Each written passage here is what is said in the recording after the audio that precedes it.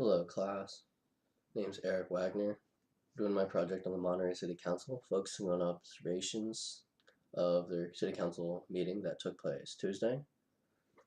There's a lot of information online about how the meeting works, both in terms of what the council members will cover and what the public is allowed to do. They actually have their agenda online, so you can either print it out or just have it on your phone to help you follow what is to come. They have their meeting split up into like two sessions, like at 4 o'clock and 7 o'clock. And on their agenda it shows like which topics will be covered in each session. They have like a closed session in between, and then towards the end is when like the public can speak on topics that weren't covered. With the meetings on the first and third Tuesdays of each month, they're able to cover a variety of topics fairly frequently. So let's see, history. I couldn't find much on the history of the city council itself. There's plenty of history on Monterey, which I'll briefly go over. Forgive me, this is pretty bare bones. I mean, I'm not even from here. I'm from Virginia, so I learned most of this pretty recently.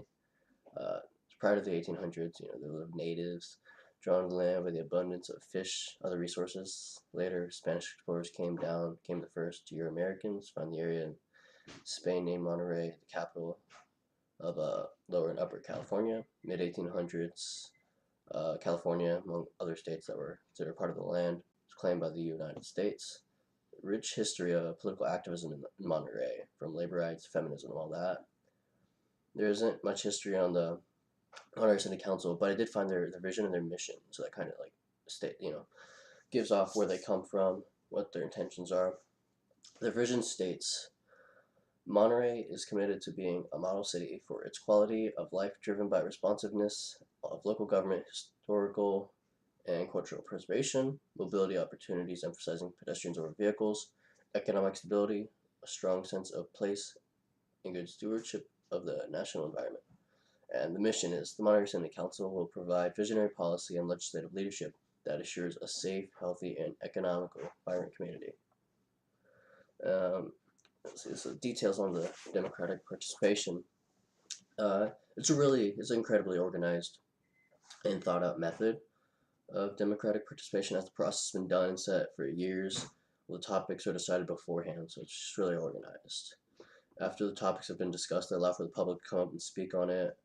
General topics that haven't been covered, or actually, wait, no. Like after the topics discussed, they ask the public, and they can come up and speak on those topics. And then towards the end, there are other topics like we brought up.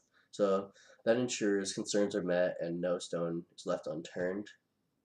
If they talked about they talked about minimum wage, for instance, and let's say they just missed something, someone can come up and talk about that, be like, all right, but this, So after going through all the set topics, they're allowed to bring up topics that weren't discussed. So same kind of concept of like the organization. They want to talk about what they think, the council, they think is most important, and then the public can come in, talk on those topics and then other topics, and just kind of bring attention to it.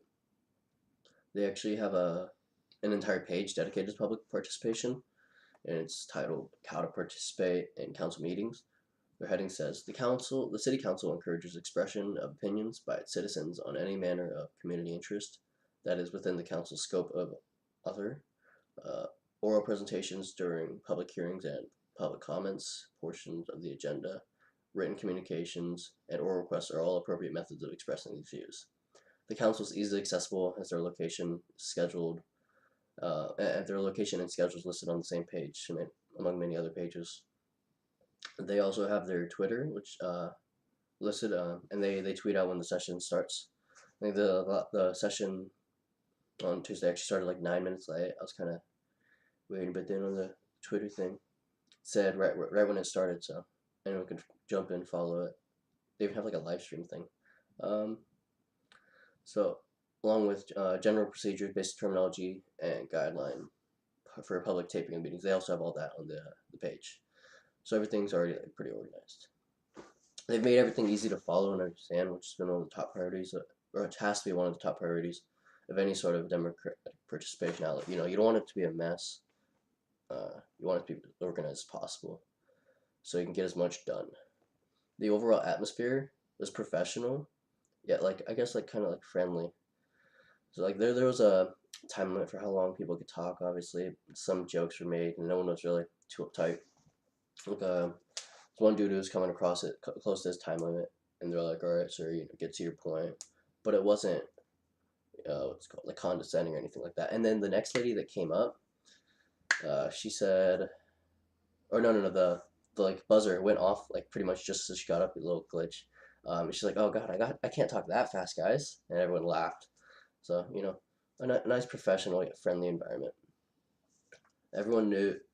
Well, all right, so all the speakers were like pretty articulate, and were able to get their point across in the time for the most part. Everyone knew things needed to get done, um, and they were like working together. It's not like a debate, one versus the other. It's like, all right, guys, we got to think about this and this, put it together. They weren't against the other, working together for the same goal to like better Monterey. There was a closed session, but there's a recap of that for the public to hear.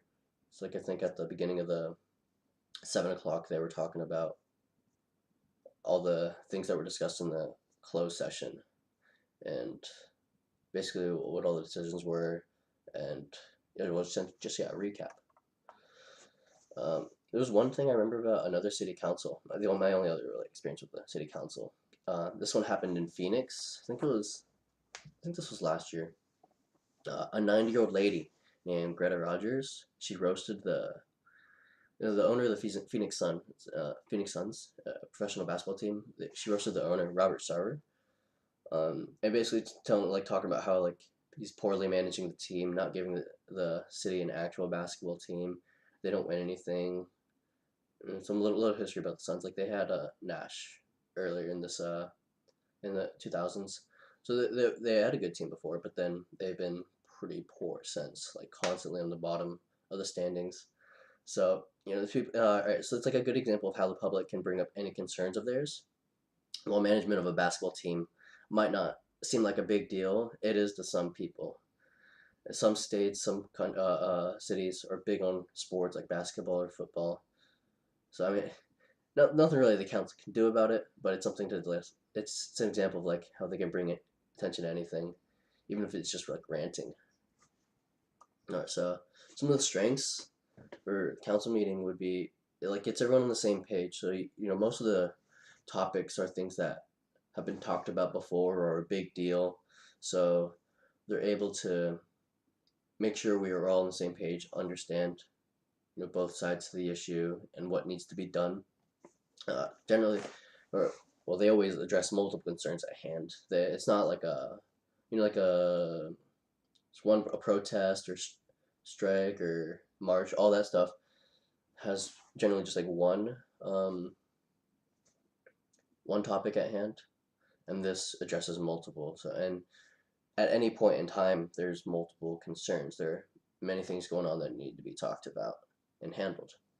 And it also allows the council members, people higher up, to connect with the audience, the public. It's a more interpersonal thing. Talk to them, they talk to you. So yeah, it definitely connects the people in charge and then the people like they're representing. So it's really good example of a really good form of representation.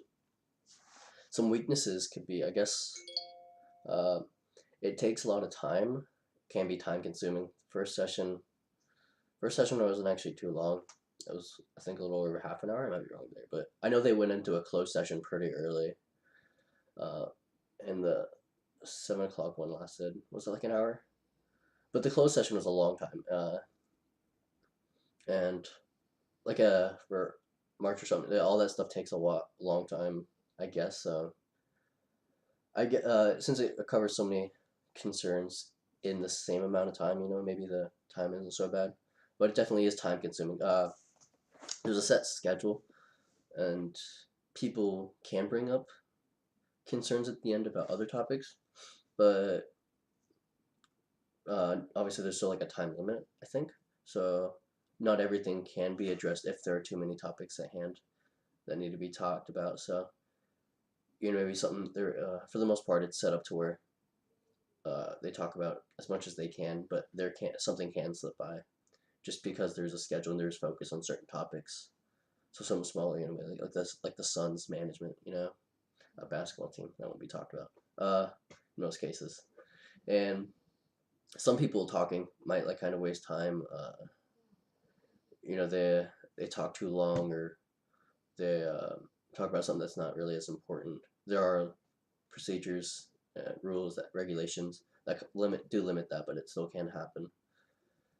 And like not all civilians are super educated, so it can be hard to get their point across. And another, well, I guess actually that might be a moot point. Like, people attending city council meetings are probably pretty in touch with local politics and issues at hand. But like one big weakness is that it covers such a wide range of topics that it can feel like a drag for people waiting for their topics of interest to come up. Like if you go on, like one classmate, they did like the March on Science, right? Like you go to that, you're into that. But you go to a city council meeting, they're talking about all this stuff one person might not care too much about. Um, so it could feel like it's taken forever to get to what you really want to hear about.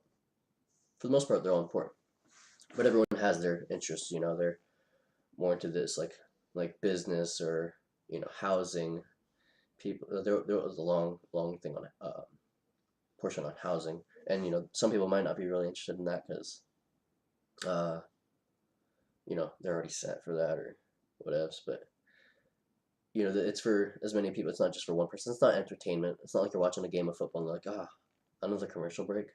It's city council meeting. They're getting work done.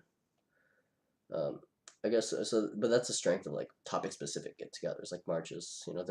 That that people in that are like more interested in that specific topic. But both kinds of political outlets have their time and place, and this one is pretty set in stone. It's a really good form of democratic participation. Even if you don't know too much on a lot of topics, you can talk about one. You can you can connect people to people higher up in charge. Make sure they're representing you right.